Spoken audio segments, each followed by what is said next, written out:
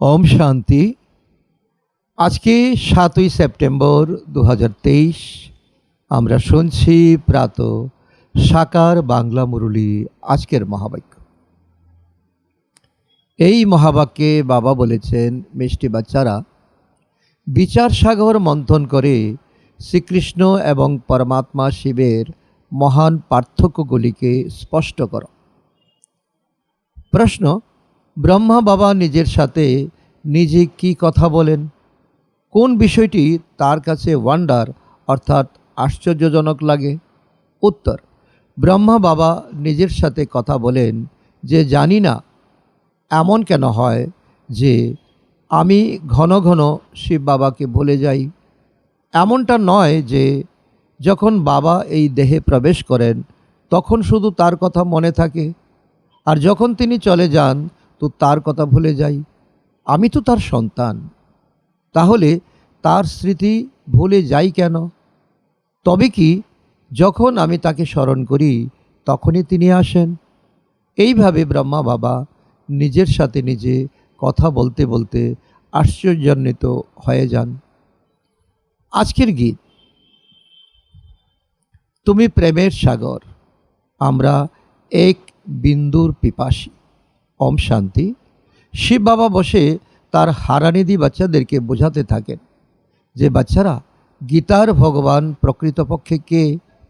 কারণ এখন ভারত অজ্ঞানতার অন্ধকারে ডুবে রয়েছে। একে বলা হয় ঘোর অন্ধকার, অজ্ঞানতার অন্ধকার। তারপর আসবে জ্ঞানের আলোকময় দিবস। পরমপিতা পরমাত্মাকে মানুষ জ্ঞানের সাগর বলে মানে, নলেজফুল বলে স্বীকার করে। আচ্ছা, যদি তিনি জ্ঞানের সাগর হন তাহলে তার থেকে কি প্রাপ্তি হয়? নদীর অফুরন্ত জলে সকলে প্রাণ ভরে আনন্দে স্নান ইত্যাদি করেন। তোমরা জ্ঞানের সাগর থেকে কি প্রাপ্ত করো? কেবলমাত্র এক বিন্দু, তাই না? বাবা এসে বাচ্চাদেরকে বুঝিয়ে দেন যে আমি জ্ঞানের সাগর, তোমাদেরকে এক বিন্দু প্রদান করি, অর্থাৎ এটাই হলো জ্ঞানের সার। কোন বিন্দু? শুধুমাত্র এটাই বলি যে আমি তোমাদের বাবা, তোমরা আমাকে স্মরণ করো। একথা নিশ্চিত জানবে যে তোমরা নিজেদের ধাম, শান্তিধাম, সুখধামে ফিরে যাচ্ছ। জ্ঞানের সাগর তোমাদেরকে এক সেকেন্ডে জীবন মুক্তির স্থান বৈকুণ্ঠে পাঠিয়ে দেন। তোমরা ঘরে বসে বসেই তার কাছ থেকে দিব্য দৃষ্টি লাভ করো। মানুষ যখন একে অপরের দৃষ্টিগোচর হয় তখন তাকে দৃষ্টি দিতে পারে। ঘরে বসে বসেই বাবা তোমাদেরকে সাক্ষাৎকার করিয়ে দেন। এই এক বিন্দু প্রাপ্তিতে তোমরা এই অলৌকিক জগতের ঊর্ধ্বে গমন করো। এখানে ঘরে বসে বসেই তোমরা বৈকুণ্ঠ ধামে ভ্রমণ করে আসো। এখন বাবা এইসব কথা তোমাদের বুঝিয়ে দিচ্ছেন। গীতার ভগবানকে, তিনি হলেন জ্ঞানের সাগর, নিরাকার পরমপিতা পরমাত্মা।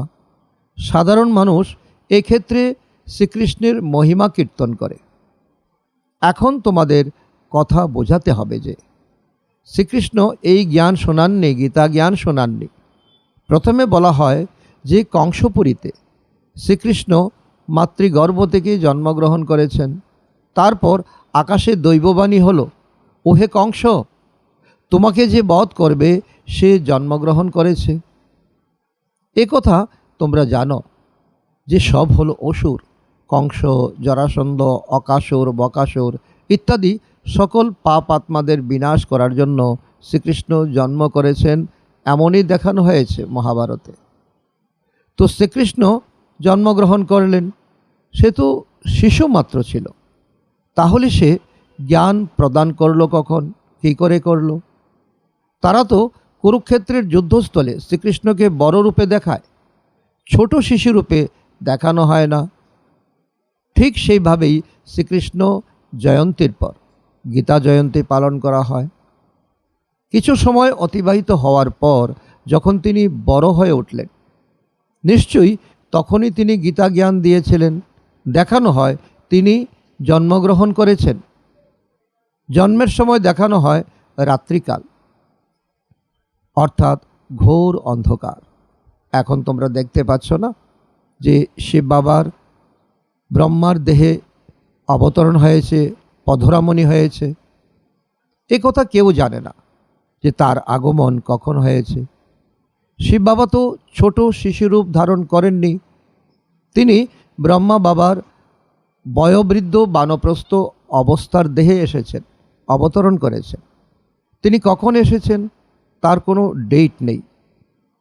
শ্রীকৃষ্ণ জন্মাষ্টমীর তিথি তারিখ হয়েছে, সবার কাছে তার এক নির্দিষ্ট ডেট আছে, আর মাতৃগর্ভ থেকে তার জন্ম হয়। শিব বাবা হলেন জ্ঞানের সাগর, তাকে ছোট শিশুরূপ ধারণ করার কোনো প্রয়োজন নেই। যিনি আবার বয়প্রাপ্ত হয়ে জ্ঞান শোনাবেন। শ্রীকৃষ্ণের জন্ম হয়েছিল স্বর্গে, তিনি কাউকেই রাজযোগ শেখাতে পারেন না, কারণ স্বর্গের দেবী দেবতারা কোনো সোশ্যাল ওয়ার্ক করে না, কারণ তিনি নিজেই তো রাজা। তোমরা নিশ্চিতভাবেই এই কথা জানো যে নিরাকার বাবা এসে তোমাদেরকে রাজযোগ শেখাচ্ছে। তিনি পতিতদেরকে পবিত্র করে তাদেরকে রাজার রাজা বানিয়ে দেন। লৌকিক জগতের রাত দিন এবং এই অসীম জগতের রাত দিনের মধ্যে অনেক পার্থক্য রয়েছে। এ হলো সঙ্গম যুগ, যখন ব্রহ্মার রাত্রিকাল পূর্ণ হয়ে দিবসের সূচনা হয়। এখন এ হলো অসীমের রাত, অজ্ঞানতার অন্ধকারে পূর্ণ হয়ে গেছে। শতযুগ আলোকময় দুনিয়া। এখানে কোনো লৌকিক রাতের কথা বলা হচ্ছে না, 24 ঘন্টার দিন রাত্রের কথা বলা হচ্ছে না, ব্যাহদের কথা বলা হচ্ছে। শ্রীকৃষ্ণ জন্ম রাত্রিকালে পালন করা হয়, সে তো গেল লৌকিক সীমিত জগতের কথা। এ হলো অসীম জগতের কথা। বাবা বলেন, আমি তো আসি, আমার এখানে আসার কোনো তিথি তারিখ নাই। রাম, কৃষ্ণ ইত্যাদিদের নির্দিষ্ট তিথি নক্ষত্র রয়েছে, এরাই হলো মুখ্য।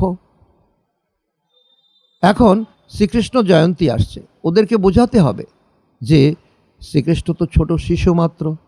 ব্রহ্মার রাত অর্থাৎ ব্রহ্মার দিনের কথা, এরই গায়ন রয়েছে।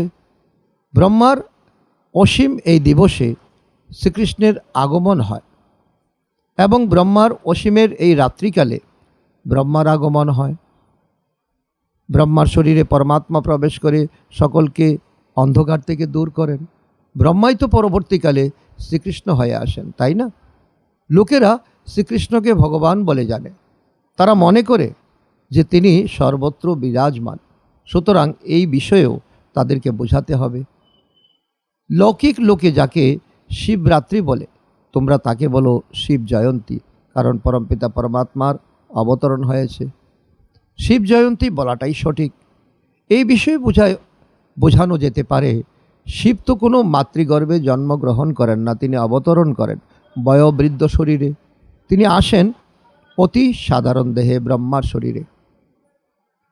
সত্যযুগে শ্রীকৃষ্ণের বংশ পরম্পরা 8 পুরুষ ধরে চলতে থাকে। শৈশবকালে তাকে বলা হয় মোহন বা কৃষ্ণ। বলা হয় না, শ্রীকৃষ্ণ গোবিন্দ হরে মুরারি, হে নাথ নারায়ণ নম বাসুদেব। ঠিক যেমনভাবে লৌকিকে ওয়েলস এর প্রিন্স রয়েছে না, ঠিক তেমনভাবেই শ্রীকৃষ্ণ বসবেন ইন্দ্রপ্রস্থের সিংহাসনে। তিনি হবেন প্রিন্স অফ ইন্দ্রপ্রস্থ, ইন্দ্রপ্রস্থের রাজকুমার। তারপর তিনি প্রিন্স থেকে কিং হবেন, রাজকুমার থেকে রাজা হবেন। তখন কৃষ্ণ নাম নয়, মহারাজার নামে গায়ন হয়, শ্রী লক্ষ্মী নারায়ণ হয়ে উঠবেন রাধাকৃষ্ণ। শতযুগের মহারাজা মহারানী, তাই না? কিং শব্দটি একটি ইংরেজি শব্দ, প্রকৃত নাম হলো মহারাজা মহারানী। এমনটা কখনোই নয় যে নারায়ণ এসে এই জ্ঞান প্রদান করেছিলেন। নারায়ণ কোনো সোশ্যাল ওয়ার্ক করেননি। স্বয়ম্বর সম্পন্ন হওয়ার পর শ্রীকৃষ্ণই হয়ে ওঠেন নারায়ণ। কিন্তু জ্ঞানের সাগর শিবের নাম কখনো পরিবর্তিত হয় না, তার একটাই নাম। তিনি যে রথে প্রবেশ করেন সেটি বড় রথ। শিব বাবা ব্রহ্মা বাবার দেহে প্রবেশ করা মাত্রই জ্ঞান শোনানো শুরু করেছেন। সেজন্য একে গীতা জয়ন্তী বলা হয়। ইনি অর্থাৎ ব্রহ্মা বাবা তো কিছুই জানতেন না। বুঝতে পারা যেত যে তার মধ্যে শিব বাবার প্রবেশ হয়েছে, যিনি সাক্ষাৎকার করাচ্ছেন, নলেজ প্রদান করছেন। এই সাক্ষাৎকারের রহস্য অথবা এই জ্ঞান প্রথমের দিকে ব্রহ্মা বাবা বুঝতে পারতেন না। এই যে কি হলো, বাবা নিজের অভিজ্ঞতার কথা বলতেন। প্রথমের দিকে যখন বেনারসে গিয়েছিলেন, দেওয়ালে গোলাকার নানা রকমের চিত্র আঁকতেন। উনি কেমন ভোলা হয়ে গিয়েছিলেন, তখন তিনি কিছুই বুঝতে পারতেন না যে এসব কি হচ্ছে। তখন ব্রহ্মা বাবা যেন ছোট বাচ্চা হয়ে যায়, বেবি হয়ে গিয়েছিলেন। তার নতুন জন্ম হয়েছিল, মর্জি বা জন্ম হয়েছিল। অনেকেই বলে থাকে না যে বাবা, আমরা তো তোমার মাত্র 8-10 মাসের সন্তান হয়েছি। সে অনুযায়ী ব্রহ্মা বাবা বলতেন যে আমিও তার সন্তান হয়েছি, নতুন সদ্যজাত সন্তান। তিনি বলতেন যে প্রথম কিছুই বুঝতে পারতাম না। সেই সমস্ত জ্ঞানের কথা চিরাচরিত প্রচলিত ধ্যান ধারণা থেকে সম্পূর্ণ ভিন্ন ছিল। বসে বসে না জানে কত কিছু লিখতাম। এখন তো শিখতে শিখতে কত বছর হয়ে গেছে, এখন শিব বাবার কথা বুঝতে পারি। বাবা বলেন বাচ্চাদেরকে কৃষ্ণ জন্মাষ্টমীতে বোঝাতে হবে। এই বিষয়ে খুব সুন্দর উপযুক্ত চিত্র রয়েছে। সৃষ্টিচক্রের কল্পবৃক্ষে ব্রহ্মার চিত্র রয়েছে। জ্ঞানের মাখন এখন তোমরা গ্রহণ করো। এই মাখন হলো বিশ্বের মালিকানার মাখন। শ্রীকৃষ্ণ সত্যযুগে আসেন প্রারব্ধ নিয়ে। শ্রীকৃষ্ণ হলেন সত্যযুগের প্রথম প্রিন্স। তারপর তার সন্তানরা প্রিন্স হবেন। এই সবই তাদের প্রারব্ধ, যা কলিযুগে ছিল না। সুতরাং এই সূর্যবংশীয় প্রারব্ধ কে বানিয়েছেন? গায়ন রয়েছে যে জ্ঞান সূর্য প্রকাশিত হলো আর অজ্ঞান অন্ধকার বিনাশ হয়ে গেল। শিব বাবা হলেন জ্ঞানের সাগর, দয়ার সাগর, আনন্দের সাগর। তিনি এসে এখন স্বর্গের স্থাপনা করছেন, তোমাদেরকে এখন রাজা রানী বানাচ্ছেন, স্বর্গের মালিক বানাচ্ছেন। এইভাবে এর কন্ট্রাস্ট বোঝাতে হবে।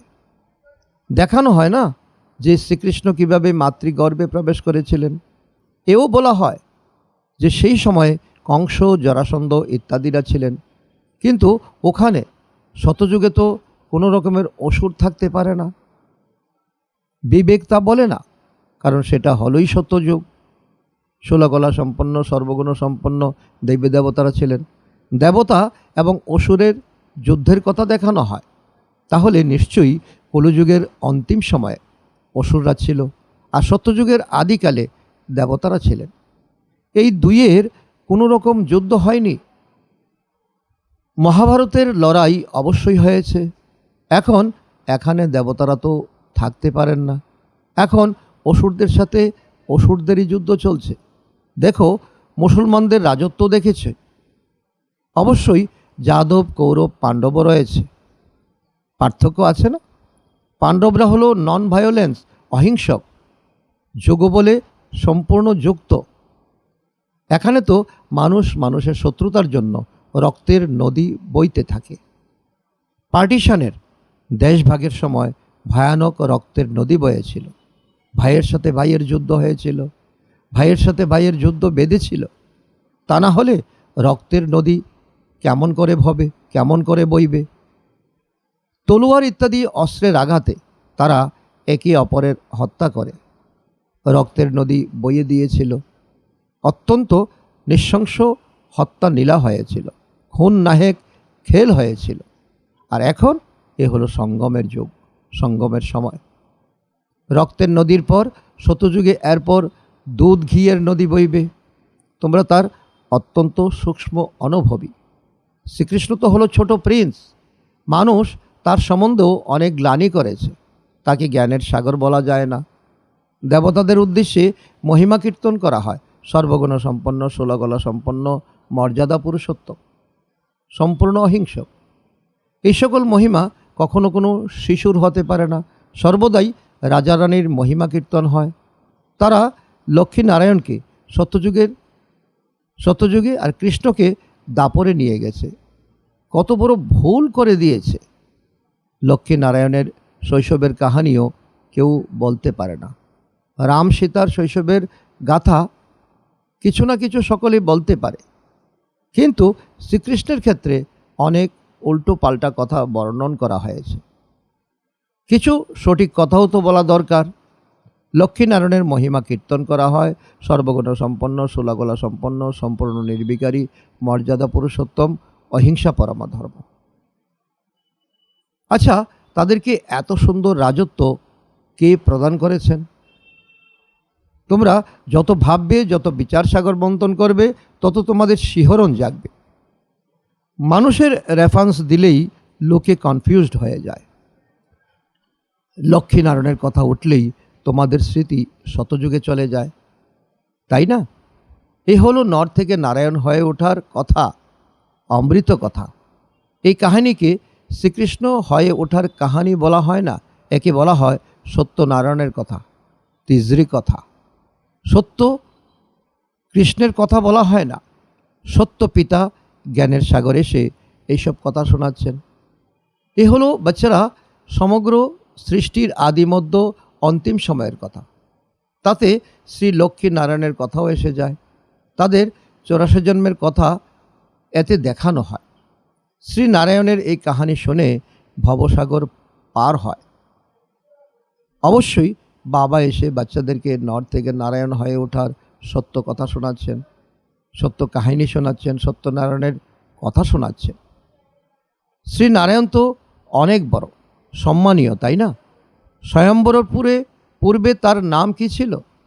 স্বয়ম্বরের পূর্বেও কি তাদের নাম লক্ষ্মী নারায়ণ ছিল, নাকি অন্য কোনো নাম ছিল? তারা বাস্তবে ছিলেন রাধাকৃষ্ণ। স্বয়ম্বরের পর তাদেরই নামকরণ হয় লক্ষ্মীনারায়ণ। বাবা এরকম বিষয়ের উপর আমাদেরকে নিবন্ধ লিখতে দেন। বিচার সাগর মন্থন করো। তোমাদের বিচার সাগর মন্থন করার জন্য এর উপর নিবন্ধ লেখা দরকার। প্রথম নম্বরের ভুল হলো এটাই, তোমরা জানো যে এখন হলো কলিযুগ। এখানে যাদব, কৌরব, পাণ্ডব সকলেই রয়েছে। কলিযুগের সময় চলছে। কলিযুগের পর শতযুগ অবশ্যই শুরু হবে। বাবা বলেন যে বাচ্চারা, আমি গাইড হয়ে এসেছি, তোমাদেরকে সম্পূর্ণ করে আমি আমার সাথে নিয়ে যাব, রাবণের নাগপাশ থেকে মুক্ত করে ফিরিয়ে নিয়ে যেতে। সকল আত্মাদেরকে আমি ফিরিয়ে নিয়ে যাব। গায়ন রয়েছে না যে আত্মা পরমাত্মা বহুকাল একে অপর থেকে আলাদা ছিল। এমনটা নয় যে কৃষ্ণ বহুকাল আলাদা হয়েছিল। এই মহিমা হলো সেই নিরাকারের। যখন সদ্গুরু হলেন দালাল, তখন সুন্দর মিলন মেলা হয়। এখন এখানে অনেক গুরু গায়ন রয়েছে না যে সদ্গুরু হলেন দালাল, সত্য পরমপিতা পরমাত্মা দালাল রূপে এসে মিলন করেন। তোমাদেরকে জ্ঞানে শক্তিতে ভরপুর করে তোলেন। কোনো বিষয়ে লেনদেনের সৌদা হয় দালালের মাধ্যমে। এখানে পরমাত্মার সাথে আত্মার গাঁট ছড়া বাঁধা হয়। আত্মা আর পরমাত্মা হলো ভিন্ন। পরমাত্মা তো নিরাকার, তিনি এসে ব্রহ্মার মধ্যে প্রবেশ করে তোমাদের সাথে গাঁট ছড়া বাঁধেন। তিনি স্বয়ং দালাল হয়ে আসেন। তিনি বলেন, বাচ্চারা, আমি পরমপিতা পরমাত্মা, আমাকে স্মরণ করো। তিনি ব্রহ্মা বাবার শরীরে এসে বলেন যে আমাকে স্মরণ করো, মামেকম স্মরণ করো। আমি তোমাদেরকে মায়া রাবণের থেকে লিবারেট অর্থাৎ মুক্ত করে সাথে নিয়ে যাব, আমি কথা দিচ্ছি। তোমাদেরকে পুনরায় রাজত্ব প্রদান করে আমি নিজ নির্বাণ ধামে চলে যাব। কৃষ্ণ কখনোই এমনটা বলবে না। এ তো হলো আত্মা আর পরমাত্মার কথা। কৃষ্ণ তো হলো ছোট বাচ্চা, তাই না? এই জ্ঞানের রহস্য খুব ভালোভাবে বুঝিয়ে বলতে হবে। বাবা বুঝিয়েছেন যে বাচ্চারা কিভাবে ব্রহ্মা বাবার শরীরে তার প্রবেশ হলো। তখন ব্রহ্মা বাবা বুঝতে পারলেন যে আমি রাজার রাজা হব। তিনি বিষ্ণুর সাক্ষাৎকার দর্শন লাভ করলেন আর হৃদয়ে অপার আনন্দের সঞ্চার হলো। তারপর তিনি বিনাশেরও সাক্ষাৎকার করেছিলেন। তিনি ততটা ভালোভাবে বুঝতে পারেননি এটা কি হচ্ছে। এখন তিনি বুঝেন যে শিব বাবা এই সাক্ষাৎকার করিয়েছিলেন এবং ব্রহ্মা বাবাকে দিয়ে অনেক নতুন কার্য করার জন্য তিনি বলেছিলেন যে তুমি নর থেকে নারায়ণ হবে, এই দুনিয়াটাকে তুমি পরিবর্তন করবে, কলিযুগ থেকে দুনিয়াকে সত্যযুগে পরিণত করার প্রধান আধার তুমি। কিন্তু সেই সময় এতটা বোঝার অবস্থায় তিনি ছিলেন না। যেমনভাবে ব্রহ্মা বাবা রাত্রে বলেছিলেন, জানি না কেন মাঝে মাঝে বাবাকে স্মরণ করতে বলে যাই। এমন তো নয় যে যখন বাবা এসে এই দেহে প্রবেশ করেন তখন বুঝতে পারি যে বাবা এসেছেন, মনে থাকে, আর বাবা চলে গেলেই তার কথা ভুলে যাই। যখন কোনো পয়েন্ট শোনান তখন ফিল অর্থাৎ অনুভব করতে পারি যে অসীম জগতের বাবা এসে সেসব শোনাচ্ছেন, কিন্তু আমি নিজেই তা ভুলে যাই। তবে কি যখন আমার স্মরণে থাকে তখনই কি তিনি আসেন? তবে কি বলা যায় যে আমি বাবাকে ক্ষণে ক্ষণে স্মরণ করি, তিনি আসেন এই দেহে, কিন্তু এতে সকলের কল্যাণ নিহিত রয়েছে। কারণ শিব বাবা ব্রহ্মার মুখ দিয়ে এখন জ্ঞান অমৃত শোনাচ্ছেন, তাকে স্মরণ করাই প্রধান বিষয়। তিনি আসুন বা না আসুন, বাবাকে স্মরণ অবশ্যই করতে হবে। বাবা বুঝিয়েছেন যে বাচ্চারা, গীতা জয়ন্তীর পরেই হয় কৃষ্ণ জয়ন্তী, সবার প্রথমে হয় শিব জয়ন্তী, তারপর গীতা জয়ন্তী, তারপর কৃষ্ণ জয়ন্তী। শিব হলেন সর্বোপরি, তিনি এক মুহূর্তে এসে গীতা শুনিয়ে যান। তিনি ছোট একেবারেই নন। এসব ব্যাপারে বিচার সাগর মন্থন করা উচিত যে কিভাবে আমরা বোঝাবো, তার উপর আমাদের প্র্যাকটিস করতে হবে, নিজে বুঝতে হবে, তবেই তো সবাইকে বোঝাতে পারবো। প্রথমে খেয়াল করো শিব কাকে বলা হয়। যার রাত্রি পালন করা হয়। শতযুগ হলো শ্রীকৃষ্ণের রাজধানী। নর থেকে নারায়ণ হওয়ার নলেজ অবশ্যই বাবাই দেবেন। তিনি হলেন নলেজফুল, আর কাউকেই নলেজফুল বলা যায় না। God is knowledgeful. রচয়িতা বীজরূপ, তিনি এই ড্রামার নলেজ শোনাচ্ছেন। ড্রামা কখন শুরু হয় আর কখন সম্পূর্ণ হয় তা কেউই জানে না। শতযুগ থেকে শুরু করে কলিযুগের অন্তিম সময় পর্যন্ত ওয়ার্ল্ডের হিস্ট্রি জিওগ্রাফি কিভাবে রিপিট হতে থাকে তা কেউই বুঝিয়ে দিতে পারে না। এ হলো পরমাত্মার কাজ।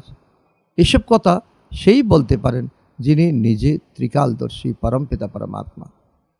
সেই এক শিব বাবা ছাড়া আর কেউই ত্রিকালদর্শী নয়। তিনি তোমাদেরকে ত্রিকালদর্শী করে তোলেন। এটা তোমাদের অনেক বড় টাইটেল।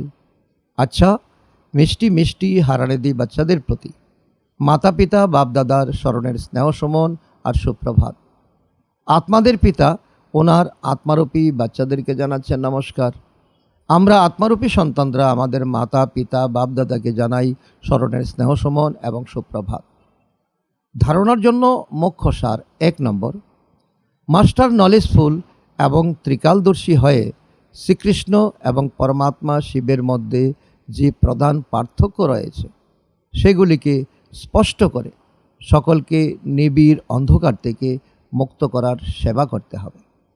নাম্বার 2, বাবা এরকম যে সকল বিষয় আমাদেরকে নিবন্ধ দিয়ে থাকেন, অ্যাসে দিয়ে থাকেন, সেই বিষয়ের উপরে বিচার সাগর মন্থন করতে হবে, লিখতে হবে, বোঝাতে হবে, উপায় বার করতে হবে যে কিভাবে অন্যদেরকে বোঝানো যায়।